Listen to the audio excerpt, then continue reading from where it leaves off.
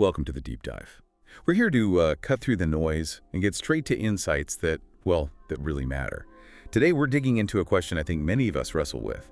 Does financial success really just boil down to, relentless hard work?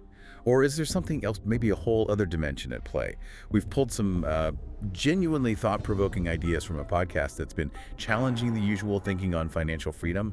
Our mission here is to really unpack its core message and see how it might shift your perspective. Yeah, and this material, it really does deliver on that. It doesn't just, give you the standard work hard, get rich line. Instead, it deliberately sort of nudges us to think about the connection between effort and, well, the outcome. It suggests it's not quite as straightforward as we often assume. Effort's important, definitely, but there's this deeper component. It's about how you think, how you approach wealth and possibility. That's interesting because, for so long the story has been all about sheer grit, long hours. That's the path. And look, there's huge value in discipline and dedication. I'm not knocking that. But this source, it immediately throws a bit of a wrench in the works with a really provocative line. It says, if hard work alone created wealth, every laborer and 9-to-5 employee would be rich. I mean, that just flies in the face of what so many of us heard growing up, right? It's a really powerful statement. It forces you to stop and reevaluate. The source isn't actually dismissing hard work, not at all. It's more about reframing what kind of work truly makes the biggest impact. It points to people like, Elon Musk, Oprah Winfrey, Warren Buffett, and it argues their wealth didn't just come from putting in more hours than everyone else. It came from working smart. And that's not just a cliche here. The source actually looks at how they use strategy, vision, built systems, and fundamentally adopted a very distinct mindset. Right, and the contrast it draws is so stark, it really makes you pause. Yeah. You can mop floors for 18 hours a day and still struggle financially. Or you can solve one major problem in the market and make millions. That huge difference this source insists, it really lies in the power of your mindset. Exactly. So if we try to unpack what money mindset really means, according to the source, it's essentially about your deep-seated attitudes, beliefs, thoughts, all surrounding money. Which brings up a critical question for you listening right now.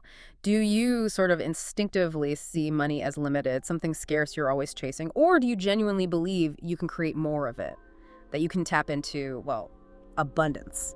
What really stopped me in my tracks from this material was a simple example they shared. So simple, but powerful. The rich ask, how can I afford it? The poor say, I can't afford it. Just think about that for a second. It sounds like a tiny difference in words, doesn't it? But it's presented as this complete pivot in how you approach things mentally.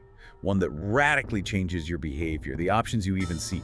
Absolutely. And the source draws a very clear line here, which is important. It talks about a growth mindset.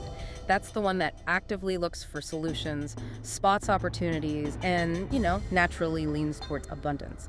And that's contrasted sharply with a scarcity mindset, which tends to sort of freeze you with fear, makes you hesitate, and ultimately leads to missing out on chances. Lots of them. And, while it sounds binary, the source does hint that people can be a mix, maybe leaning one way in some areas, and it talks about how to spot that in yourself and start addressing it. Okay, so if it's not just about grinding away harder and this mindset thing is the real driver, then how do people actually, translate that mental shift into real money? What's the practical how-to? Well, this source really boils it down to one core concept: leverage. And it's interesting because it's not just talking about one kind of leverage. The source highlights 3 main ways you can create wealth through, smart thinking.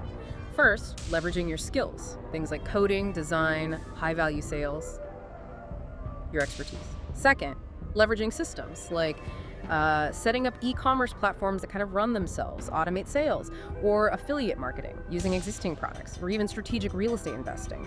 It explains how these systems drastically cut down the manual work usually tied to income. They allow for scale. That's often overlooked. And third, leveraging people, building a team effectively, outsourcing tasks, freeing up your own time for higher value stuff. And the foundation for all of that, as the source keeps stressing, is it really starts in your mind. You have to be able to first see the opportunity, then truly believe in your ability to do it, and then act, maybe before others even see it. It's that initial mental leap, that clarity of thought that comes before you actually apply any leverage. Without that mental part, the tools, the systems, they just sit there unused. Right, it's the prerequisite. To make this more concrete, the source shares this really relatable story. 2 friends, Alex and Ben, both working at the same restaurant, same kind of starting point, Yeah. Alex, though, in his spare time, he was saving money carefully, and he was really focused on learning digital marketing skills. Yeah, and in contrast, you have Ben. His path was more about partying on weekends and always saying that classic line, yeah, I'll start something one day. Hmm. It's a situation I think a lot of us recognize. Maybe we've even been there ourselves. Definitely. And the outcome. Yeah. After just 2 years, according to this material, it's pretty stark. Alex is running his own online ad agency. He's pulling in $15,000 a month consistently. Meanwhile, Ben, still at the same restaurant, still needing extra shifts, still waiting for that one day to arrive. And that really just drives home the source's main point, which sounds almost too simple. Same hours in the day, same starting point, different mindsets. It perfectly highlights the core message we've been exploring, how that internal shift can create completely different realities outside. Okay, so now let's get really practical. This next part is all about actionable mindset shifts. Things you can actually start doing today, pulled straight from the insights in this source material. Absolutely. Let's break them down. First one, stop trading time for money. Now, this isn't saying quit your job tomorrow. It's more about strategically building skills, building assets, things that can earn income even when you're not, actively working clocking hours. Moving beyond that direct wage. The source actually suggests starting small, like identifying micro skills you could maybe productize. Maybe dedicate just an hour or two a week at first. It gives examples of quick wins, like setting up a simple digital download or something. Good point. Second tip, invest in learning. This is huge in the source material. It really hammers home the importance of books, courses, finding mentors. Arguing that real growth, the ability to actually use leverage, it starts with committing to ongoing education. You have to learn how. Third one, and this one really, it really hit me. Think bigger. It's not just about aiming for like a small raise, a little bit more. It's about asking yourself how you can earn significantly smarter. The source uses the example. Ask, how can I earn $10,000 smarter? Not just $1,000 more. Yeah. It even provides this interesting reverse engineering exercise for that kind of goal, starting not with the goal, but looking at leverage points you might already have but aren't really using. That's a great exercise. Okay, fourth, surround yourself with winners. This is that powerful idea, you hear it a lot, your network defines your net worth. But the source digs into why. The energetic impact, the intellectual stimulation you get from your immediate circle, it matters. Yeah, it really does.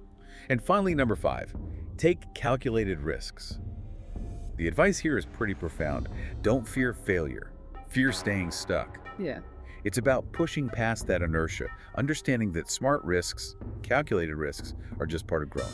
Definitely. And there's a bonus tip too, which kind of loops everything back to that core mindset idea. Keep a journal. Write down your money beliefs. Challenge them. Replace them. Rewire your mind like a millionaire. It's framed as an active daily practice, something you consciously work on. So if we were to boil down the central thesis from all this, it's essentially this. Money isn't just made with muscles, it's made with mental clarity, strategy, and belief. It's a complete paradigm shift, really. Yeah, and it all kind of comes together beautifully with this analogy the source uses. Your mind is the engine, your mindset is the fuel, and your actions are the wheels. I like that. It's a good one. So here's a challenge for you listening. Take just one mindset shift from today, maybe one of those 5 tips or the journaling idea, and actually try to apply it this week. Just start. Begin seeing yourself not just as someone trading time for a paycheck, but as a moneymaker, someone capable of solving problems, creating value. Because money really does seem to follow mindset, according to this source. So as you go about your week, maybe just consider this. How might even one small, deliberate shift in your inner world, consciously rewiring a belief about money or what you're capable of, how might that unlock entirely new possibilities in your outer world? And not just financial ones, but maybe much broader than that. Something to think about.